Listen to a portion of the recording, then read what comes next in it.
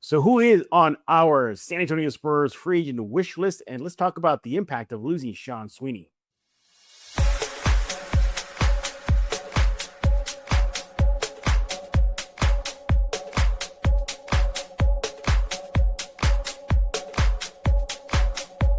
Happy Monday. Welcome back to Spurs in Focus right here on YouTube, iTunes, Spotify, Amazon Podcasts, YouTube Music.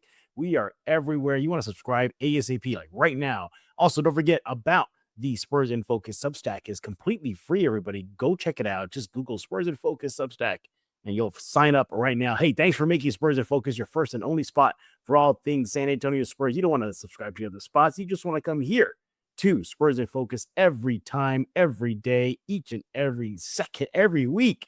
You want to come here to Spurs in Focus for the latest on the silver and black. What are we talking about today? Oh, by the way, my name is Jeff Garcia, longtime Spurs writer in San Antonio. So we are talking about free agents. I think it's common knowledge right now that's likely the Spurs are not done shaping up the roster for next season. They had a great draft. You want to hear about some draft talk, go listen to the last week's shows. But what about the free agents? Could they fill out roster spots that way? We're going to have our wish list. Some 3 names that are on my wish list and on our guest wish list and see if it's feasible. And it'll kind of address exactly what the Spurs need to take care of in this offseason heading into the new season. And then losing Sean Sweeney. Yes, the assistant coach for the Spurs is no longer an assistant coach for the Spurs. He is now the head coach for the Orlando Magic. Haven't really had a chance to talk about that. What is the impact of losing that defensive-minded genius for the San Antonio Spurs? Let's bring in our guest. See, I said the word genius, and then look who pops up. It's Mr. Rudy Campos of The Sports Answer. He is on next at The Sports Answer. And, you know, I never complimented you on your San Antonio Chocolates cap. That's a nice cap. Thanks, man. Thanks. Yeah. Got it. I don't know. I think I got it the inaugural season that they did the Really? chocolates. So it's been a while. For those of you who don't know Spanish, chocolates is another word for sandal flip-flops. So you can tell on those thing there. But, you know, I need to get a new Spurs cap. This one is just beat up. So beat up. And I'm not a fan of like the cap style that you have. I like the dad caps, the smooth. Soft. I do. I'm a fan of these because I used to wear them a lot, but now I'm transitioning to the dad cap. I just have yet to buy one. So there you go. Anybody out there want to give recommendations, let me know. You read my mind. If you want to help out Rudy, follow him on X at The Sports Answer. Maybe send him a few bucks so he can get himself a nice cap to work here on Spurs in Focus. And, of course, on The Sports Answer. More on that later. Rudy, the Spurs, I think it's common knowledge that they're not done tinkering with the roster. Yeah. Sure, they had a good draft, but let's face it, Quintins is not going to play next season. Brown is probably going to be in Austin. Gillespie's going to be in Austin. So there's Reed. He'll likely be the lone rookie to get significant minutes among the rookie class. But nevertheless, they got to flesh it out. They have their own free agents to deal with, you know, Junior Champagny. You know, we'll talk about that in a later show. Mm-hmm. But for today, we're going to have some fun. I'm going to give you my 3 wish list names that the Spurs should target in free agency. And you know, before we even started this show, Rudy, I saw the free agency list and I was like, oh my God, there's some notable names on that, you know, from LeBron James to, you know, Ayton was a free agent. That surprised me. So let's go ahead and dive into it here. Again, this is just a wish list. Doesn't mean it's going to happen, everybody, but you'll see exactly what we're trying to get at here. Let me give you my list. Here it is. In 3, 2, 1, here we go. This is who on my free agent wish list for the Spurs. I'm going to start off with Norman Powell. I think this is a guy that will bring in veteran presence. He has a lot of dog on him. He made his first All-Star appearance last year, Rudy. And I think he is that kind of quote-unquote aged veteran that the Spurs need, kind of in the same vein as we saw with the Knicks. You know, they're not too old players, but they're not super young. They're right there. They've been through some battles already. Again, he had a breakout season last year with Miami. I mean, he's 32 years old. Again, he's kind of like the starting of his prime years already. I think the timing is great for him and the Spurs should they want to bring the parties together there. He's also an unrestricted free agent, so the Spurs don't have to worry about matching the offers that Miami may counter with. he's such a smooth scorer. I think I've seen from his time at the Clippers and Miami, Rudy, he can get you a bucket when needed. And we saw a lot of times, especially during the playoff run, where the Spurs couldn't get a bucket, especially in crunch time. You look at last season, 21.7 points per game, 2.5 assists per game, 47% shooting from the field. And I like this, 38% shooting from the three line. Before we continue my wish list, what do you think about Mr. Norman Powell there?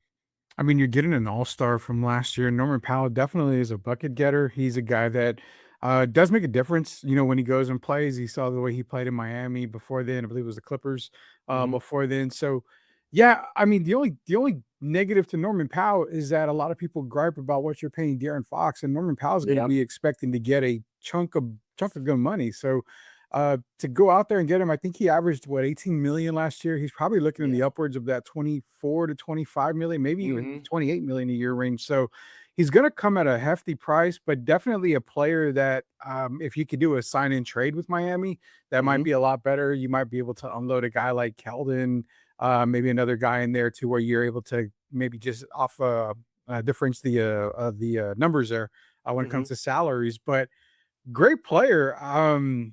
I think that Norman Powell brings a lot of what you said, but you've kind of Mm-hmm. already got all that on the team already. So Mm-hmm. you're really just adding the same player just with proven veteranship is Mm-hmm. really all it is. So yeah, I think that would be a good guy to go Yeah. after, but he's just gonna cost you a pretty penny. Exactly. And that's why we call this a wish list San Antonio Spurs In Focus fans there, because just a wish. But I think he would fill exactly what the Spurs need.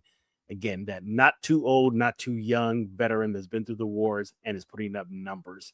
And I think he would do well. All right. And the next guy on my list, see it on your screen right now, Rui Hachimura. The Spurs get this guy, it is done. They can call it a day, they can call it an offseason. They filled their biggest need, and that is at the forward spot. Mhm. As a matter of fact, years ago when Rui was, entering the NBA draft, and I did a mock draft, and I actually picked him as the Spurs' late first rounder in that Mm. draft. So I've had my eyes on him for a while here. Again, a power forward. He's a big man. He has skill. He can dribble. He can drive. He hits shots off his, with his feet set or off the dribble.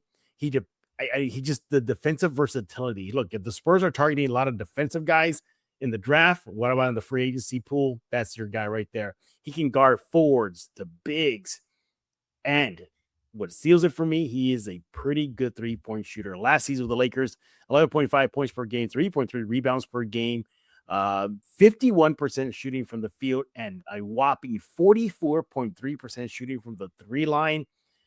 Whew.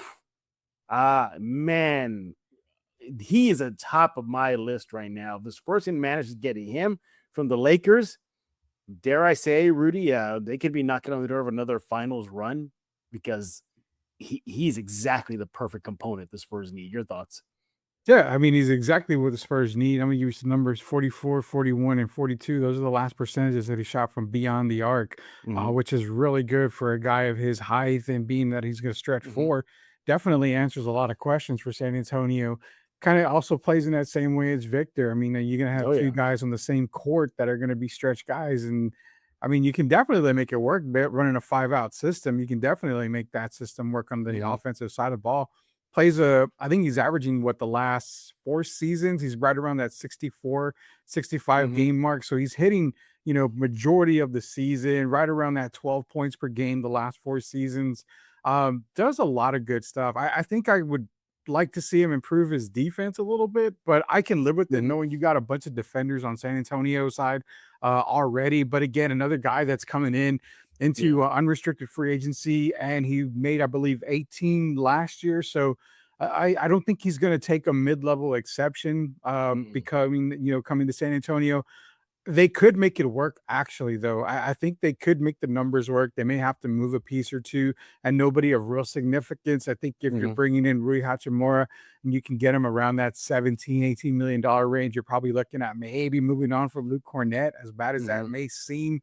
You might have to move on from him, maybe even from a Keldon Johnson. But Rui, out of the two so far that you mentioned, I think Rui answers more of the needs Mm-hmm. as to where Norman Powell is another scorer. And I think you've got plenty of scoring in San Antonio. Yeah, You need a guy that can stretch the floor and is also another big that can play the 4 position. exactly. Let's go continue my free agent wish list for the Spurs. And finally, I got Tim Hardaway Jr. Again, a surprise name on the list. I did not expect him to be a free agent, but here we are. Last season, play with Denver. Obviously, he has the genetic lineage there. You know, his dad, the killer crossover. Tim Hardaway. By the way, I missed that crossover on the court, man. That thing was deadly. But overall, again, another veteran, another guy that the Spurs can pretty much, I think they can almost plug and play with Tim Hardaway Jr. there. You know, played with Denver, obviously, has had some time with the Dallas Mavericks. And we just saw him shoot lights out. He had a strong last season as well. You know, he knows what it takes to play with a big, and that being Joker out there in Denver. I think he'll love playing with another quality big, Victor Wembanyama. And again, 34 years old, 13.5 points per game, 2.6 rebounds per game, 45% shooting from the field, and 41% from the 3 line. If the Spurs need to stretch that floor with some reliable shooting, you can't go wrong with Tim Hardaway Jr. Your thoughts? Yeah, I mean, a guy that can definitely stretch the floor. He is a shooter. He's a viable shooter too. He's showed that he can play with some of the best big men in the league already. And what you like to see is early in his New York days and even in his Dallas days, he was averaging almost 17, 19 points a game. I think one year was 19 points. Uh, could he get somewhere close to that? Probably not right now in his career, but you want to see Right. him where he's averaging about 14, 13 points a game. But again, it's a 3-point shooting that you're looking at, shooting 40% last season with Denver, 36 or 35 the previous years. Mhm. It's just going to continue to shoot around that range. I think he's a career 36% shooter for his career from beyond the arc. But again, it's also the games played. I mean, he's only missed maybe like 10 games, I think, the Right. most in the last few seasons. So durability is good for a guy that's been in the league since 2013, 2014. Tim Hardaway Jr., I love that. But, you know, and again, it's almost like you're going to bring in another guard. So what do we do with the guard rotation that you have now? Does it make sense to bring in more guards? I think Mhm. it does, you know, especially shooters, guys that can shoot. A lot of fans are talking about Julian Champagny and saying, hey, you know, Julian kind of is real streaky. We don't know if we're going to get him to hit 5 in a row, if he's going to miss 6 in a row. So I think if you're looking between both guys, Tim Hardaway Jr., I think is more of a proven shooter Yeah, than exactly. Julian Champagny. So, look, if I have to rank your top 3 right now, it's probably going to be Rui, Tim Mhm. Hardaway, and then Norman Powell is what I've Yeah. got. Yeah, exactly. Yeah, I think if you can manage to bring in a guy like Tim Hardaway Jr., I think you may have to say bye to Julian, which I'm fine with. Mhm. Because again, I think between the two, who's less streaky, it's Tim Hardaway Jr. there. You know, again, this is just a wish list, everybody. Obviously, these guys want to get paid. The Spurs know them historically for being penny pinchers in a small market. But as Rudy mentioned right now, there are ways to make things happen. Either way, with Rui or even a guy like Hardaway Jr., the point is that this Spurs team still needs work, and that's either spreading the floor or just a power forward. But we're not done talking about our wish list. Coming up next is going to be Rudy Campos's wish list on his free agent radar there. Who is he going after? He's going after LeBron. You know that. He's going to have LeBron high on his list there. That's coming up next Yeah. right here on Spurs in Focus. As the new leader of the Decepticons, I command you to subscribe to Spurs in Focus.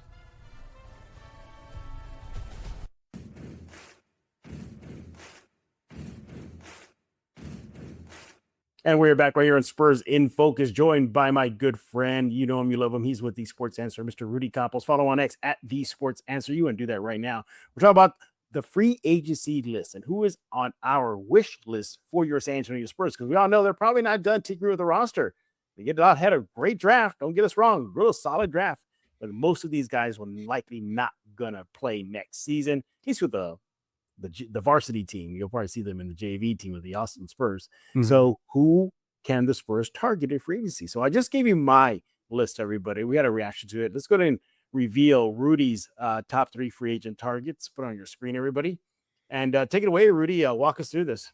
Yeah, so number one right now, I've got Robert Williams the third coming out of obviously playing with the Portland Trail Blazers, Yeah. also with the Boston Celtics during his rookie campaign.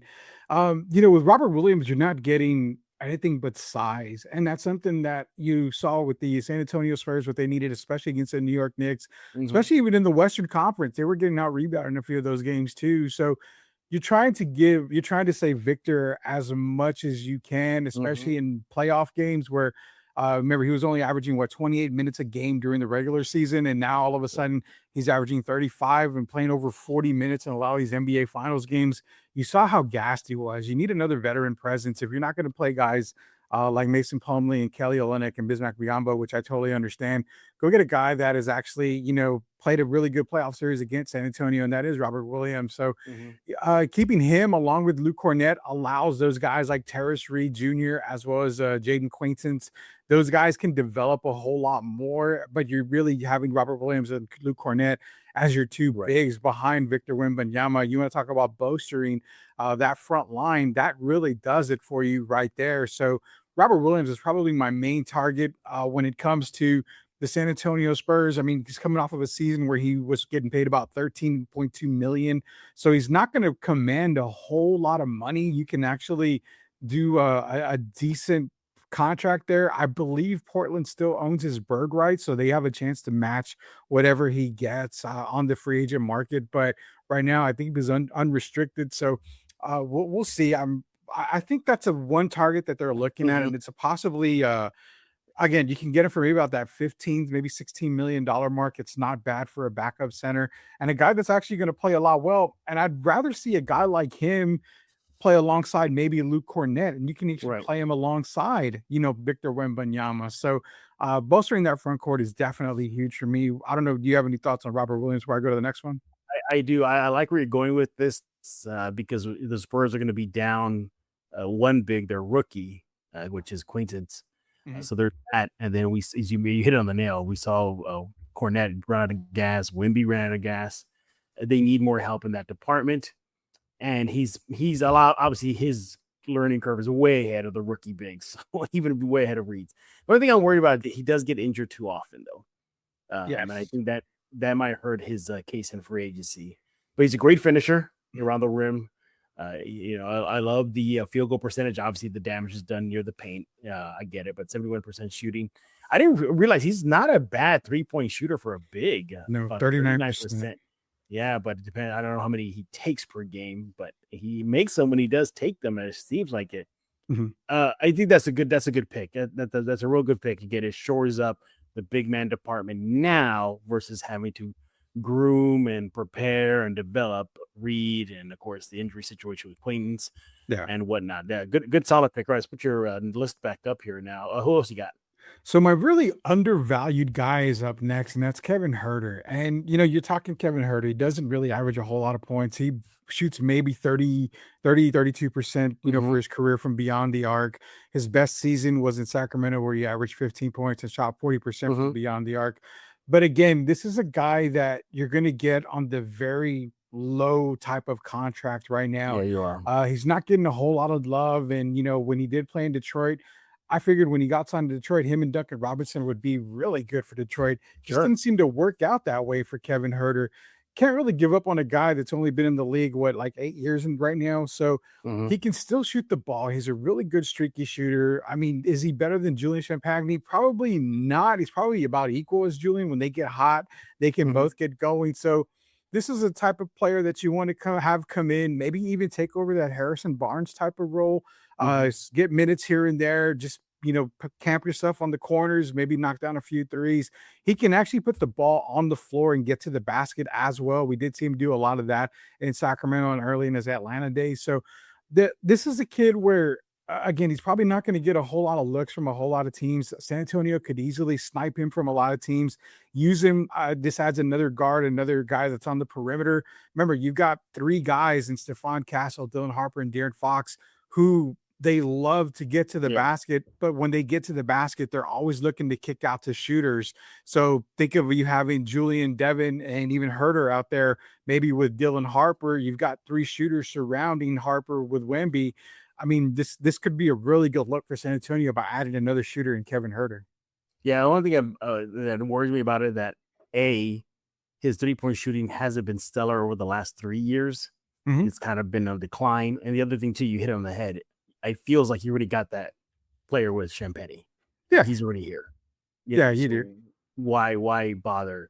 I'm looking at guys. For me, when I give you my list, I looked at guys they were shooting well above what Champagny Mhm. was connected on, and we hit it with Hardaway Jr., for example.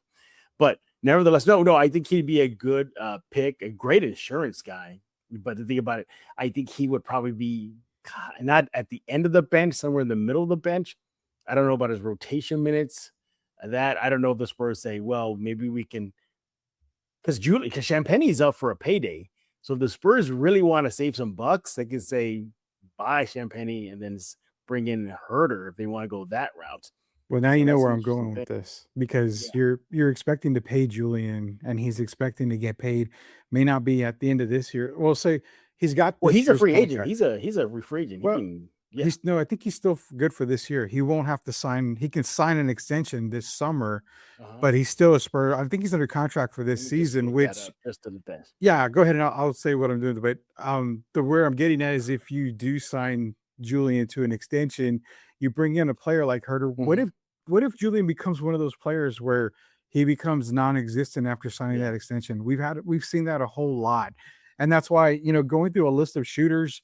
And I've got another one that I'm going to get into in a little while here. But going through a list of shooters, Kevin Herter's probably going to be the best shooter you can get at great value price, and that's Mhm. what I'm looking at is that he made Right. $17 million last year. He's not going to get anywhere near that, and if he does, a team is definitely way overpaying him. So you're probably looking at paying Mhm. Julian probably around that 15-16 million dollar range. You can probably get Kevin Herter at that or a little bit less if Julian doesn't work out, and it's just he gone cold throughout the season. We don't know. Mhm. You have somewhat of a backup right there with Kevin Herter. So again, this isn't a free agent signing where you're going to expect him to come in and do something. I look at it more as you're signing Kevin Herter just to add another shooter. He's still relatively young. Yeah, his Yeah. shooting percentage has declined from beyond the arc, but a lot of it too, Jeff. Look at the teams he's been on. I mean, Mhm. he hasn't, he was one of the guys in Sacramento because he kind of had to be at the time. But when he's taking a backseat to a lot of other players, Yeah. he kind of tends to kind of fall away and into the depths of whatever. And Mhm. I think it goes back to guys like Steve Kerr, Steve Smith, a lot of these guys that we talked about, Mhm. Gary Neal, Jaron Jackson Sr., these guys that would come in kind of relatively unknown or, made a little bit of a career for themselves outside of Kerr and whoever I mentioned, Steve Smith. But like Gary Neal, Roger Mason, a lot of these guys came in. They were decent for the Spurs. They were just Mhm. knocking down shots here and there. That's kind of the same way I look at Kevin Herter. Just another veteran to come in, knock down a few shots if need be. If he doesn't get any playing time, no harm, no foul. I'm looking at maybe like a 1-year deal for Kevin Herter. Yeah, and we're looking up for Julian Champagny. The Spurs have the team option. Yeah, so So, he'll be under contract. so technically, yes, he's under contract if the Spurs exercise it. But by the way, I looked at some of the numbers. Actually, Champagny shot better from the 3 line than Mhm. Herder did. Champagny last year 38.1% from the 3 line. So, Yeah. mm, mm. And also too, I think but at his position and for his production, I forgot what outlet provided this information, but if the Spurs keep Champagny, obviously he's going to be up, for a payday. I think he's going to average nearly $20 million contract. It's a lot, So boy. it's a lot. It's a It's a lot lot. because that's a bump. Last year, he had 3 million with the Spurs. So there's that. All right, let's go to your list back up here. Who do you got on your to round out your list here? Yeah, so my next one's going to be a guy that Victor knows very, very well, and that's Gershon Yabusele. And yeah, his name comes up. He played really good when he came to the Philadelphia 76ers. He No, played he 70 did. games for them, 11 points a game, 5 rebounds. Shot about 50% from the field. Went to Chicago and didn't really have a great season. And he was actually a guy that I remember the Spurs were actually looking at for a while there in free agency. They weren't able to get him, and they kind of maybe need to kick the tires on him just a little bit more. Again, a guy that's just going to add some inside help. He's going to add a little bit of depth. Nothing that's going to wow everybody. But when you're trying to add players in free agency, you're not going to exactly go for the big names unless you can really make something happen. You're going for guys that can kind of round out your roster, be that, 10th, 11th, 12th Mhm. guy in most cases, and maybe even improve on the guys you had last year. Is Yabusele and Robert Williams an upgrade over Mason Plumlee and Olenek? Yeah, I mean, I really do think they are an Mhm. upgrade over those guys. So, yeah, that's kind of what you're rounding out. And, looking at the list, there's a bunch of guys on my wish list, but I'm not going to say LeBron James and, this and that. I'm going with guys who on my wish list, I feel that could help San Antonio in little bits and pieces here and there. And are not coming in to come in, unless you're Robert Williams, they're not coming in to make an instant impact. So Herter and Yeah. Yabusele are those two guys where I think you get them at that minimum deal, that veteran minimum, mid-level exception minimum, then, you got something that's maybe cooking right there with them. Yeah, and you mentioned the Victor's a teammate there. It'll put a smile on the big man's face. As your franchise player, got to keep him happy Mm. and whatnot. But he's an undersized big though. Yeah, he's undersized big. But then again, you just need a bruiser next to Wemby. We've had success, with Malik Rose and DeJuan Mhm. Blair, players like that. So, I mean, you just need a body. You need a big Yeah. body is all you And need sometimes. And it's a shame that Quaintance is hurt, man, because that would have solved it right there. Yeah. Yeah.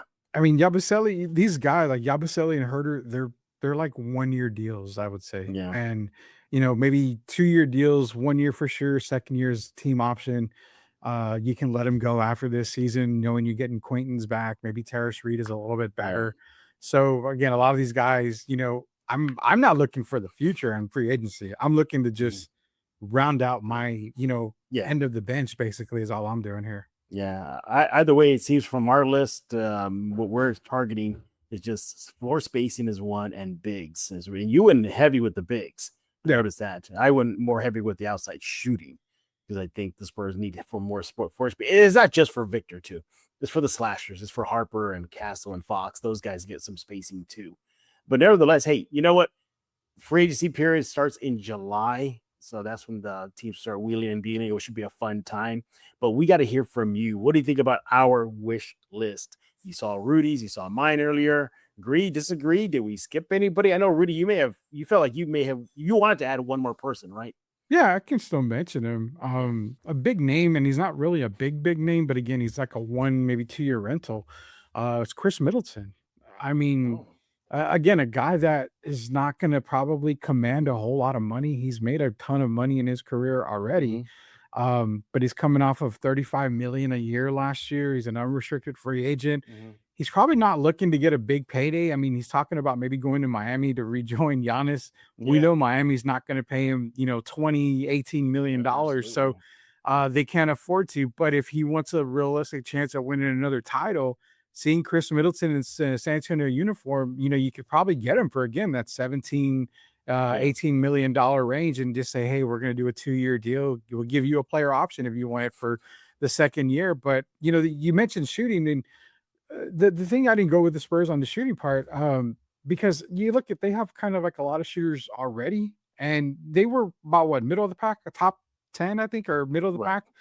They shot 35% from beyond the arc last year, which isn't completely bad. They were only 4 percentage points lower than Denver, who was number 1 in 3-point shooting. So they shot the ball really well. You could add a couple more shooters. And even a guy like Middleton, you're not asking him to be the Chris Middleton in Milwaukee when he was successful there. You're kind of asking Chris Middleton to just come in and, hey, spot up, knock down a couple of shots. When we need a shot made, we can kind of go to you. You've got that shooter stroke. You're fine with here. So Middleton's a guy you can kind of look at. He's probably going to go somewhere where maybe he can get a little bit more money. But if he doesn't and he wants to win, there's really no better place than San Antonio. Absolutely. Follow Rudy right now. Give your reaction to his take on free agencies, guys' targets. Let him know what you think at the Sports Answer. Let me know what you think about my free agent wish list. There we go. On X at Jeff G's Spurs Zone. Well, I guess let's go and get into it already. I think another roster move, technically, Rudy, we saw this, technically this offseason now, is the loss of assistant coach Sean Sweeney, who celebrated when he came on board with the Spurs ahead of last season. Swiped him from the Dallas Mavericks, known for being the defensive mindset. But hey, upward and onwards, he is now the new head coach, no longer an assistant coach, head coach of the Orlando Magic. I don't think we haven't really given this a lot of attention. I don't think the Spurs world has given it attention. Uh, do you think losing Sean Sweeney is going to be very impactful, or feel it for a while, but now the Spurs will be fine? I mean, my first take is it's probably going to be very impactful. Mhm, Spurs were one of the best defensive teams in the league mhm, this year. Previous years, they were pretty good defensively. A lot of it had to mhm. do with Victor Wembanyama, but when you saw the collective team buying in, you saw the Yeah. way Coach Sweeney was coaching from the sidelines. You could see a really big difference and a really big Mhm. jump from this defensive presence from this team last year to previous years. So it's going to be a huge loss for San Antonio.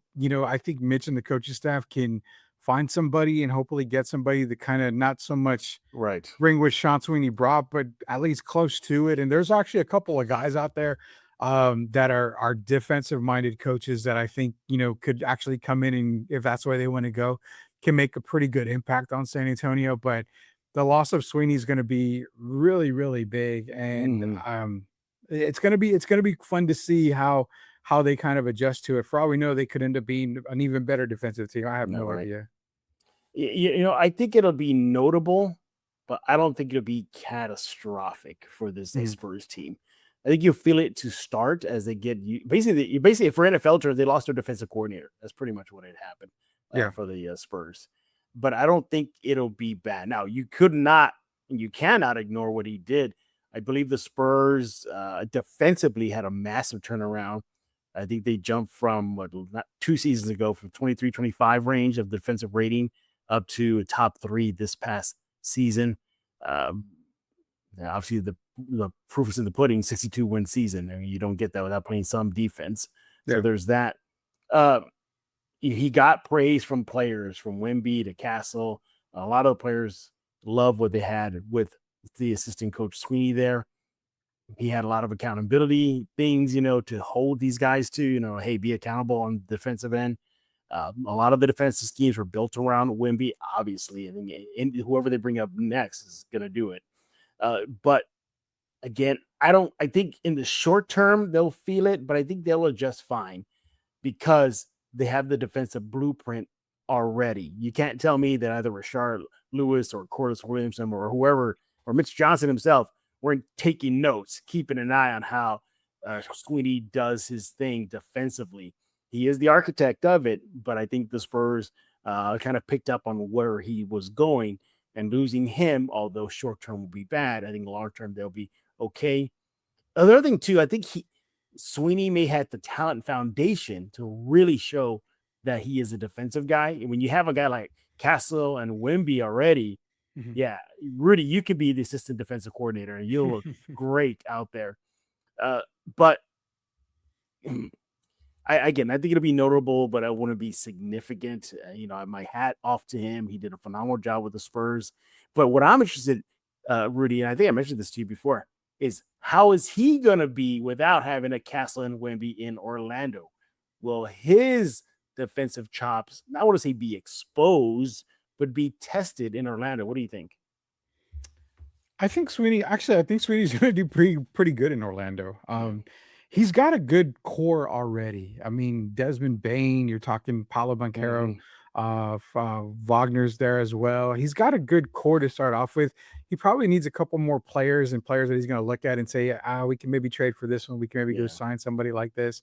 There was a little thought that the possibility of him maybe bringing De'Aaron Fox along with him because he Interesting. does need a point guard.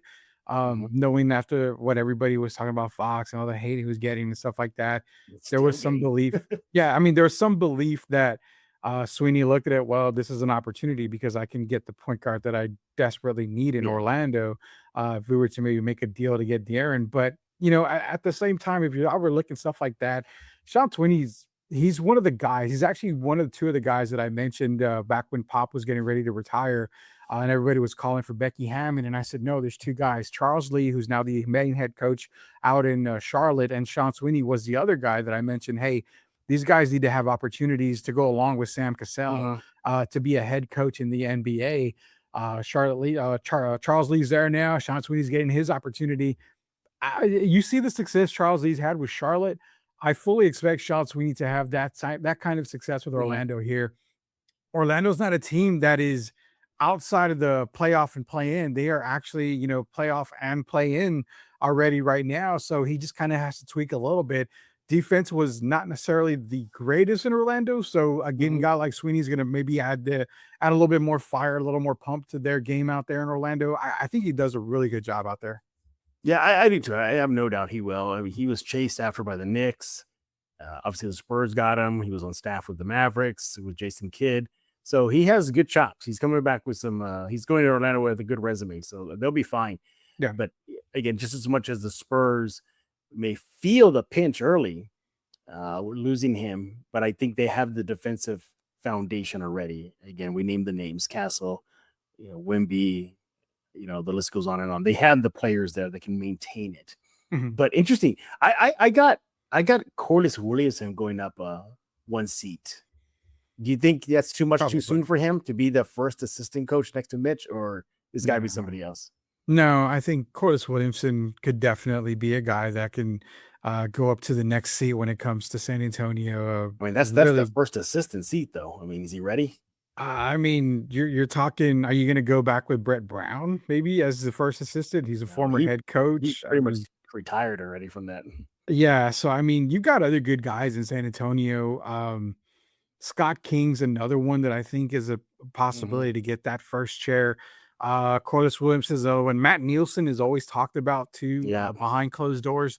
They've got a lot of guys internally that can definitely take that first assistant.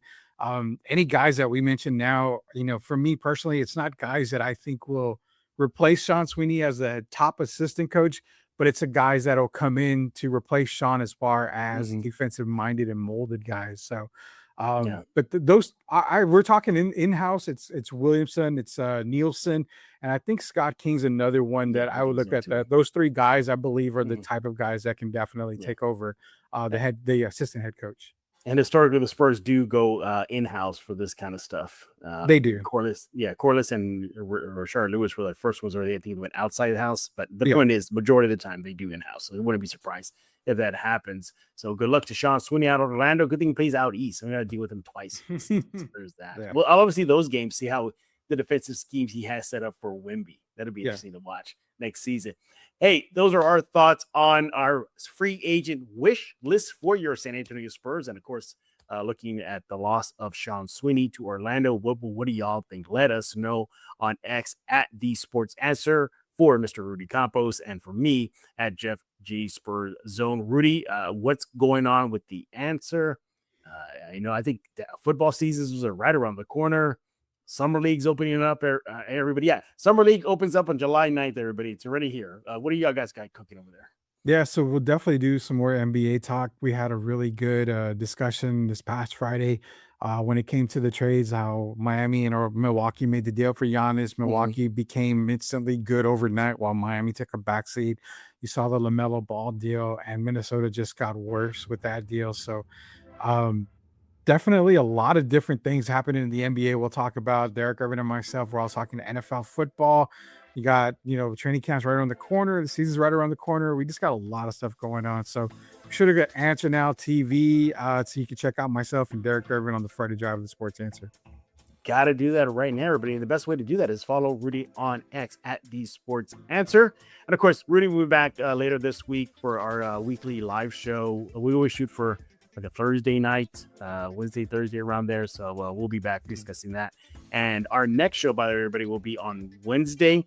I believe we have on deck, of course, hopefully nothing changes, but we have Mr. Espinosa, James Espinosa from the Sunday Sports Rush out in Corpus. He'll be joining me to talk all things silver and black. Rudy, thank you for your time, buddy. I always appreciate it, and I'll see you later this week. Sure. Everybody else, we thank y'all for making Spurs in Focus your first and only spot for all things San Antonio Spurs. Come here every time, every week, every day for all things silver and black. and subscribe on YouTube, YouTube Music, iTunes, Spotify, Amazon Podcasts. The list goes on and on. Substack, completely free. Spurs in Focus Substack. Go sign up right now. And Summer League's here, buddy. We're going to get into that later this week. They have like a mini camp, Summer League mini camp. So we'll get to hear what some of the guys are saying and so much more. So a lot to talk about this offseason. So for Mr. Rudy Campos, I am Jeff Garcia. And now you're in focus with Spurs in Focus.